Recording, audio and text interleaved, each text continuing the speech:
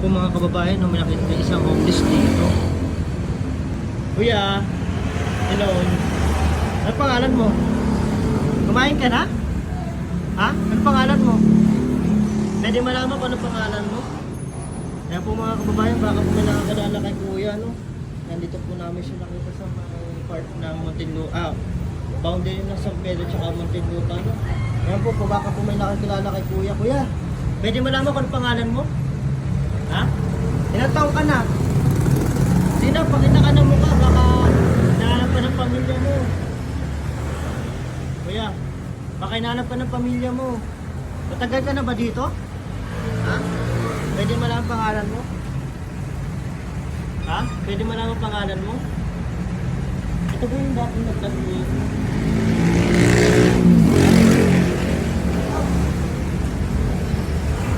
Ha? Kuya, pwede malaman pangalan mo? Kung may tsura pa naman siya, parang siya si Carrot Man. Pwede malaman pangalan mo? Nahiya siya. Baka po may nakakilala kay Kuya, no? Ayan, napashare po ng video natin. Dito po siya, nakita namin sa part ng San Pedro, tsaka Muntinlupa po.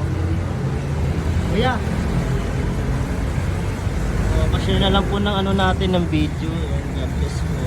Kuya, nahiya siya. Pwede makita yung mukha mo, baka hinahanap ng tanong po. May ano po siya, may patalim po siya, baka ano ito.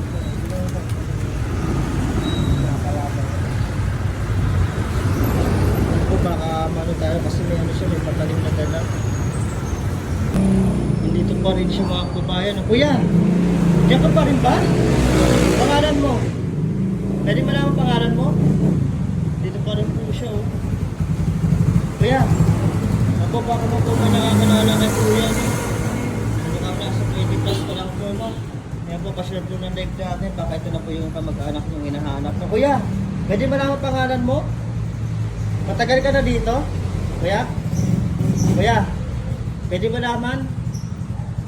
Ito, pa-share po ng live natin mga kababayan. Yan, God bless po.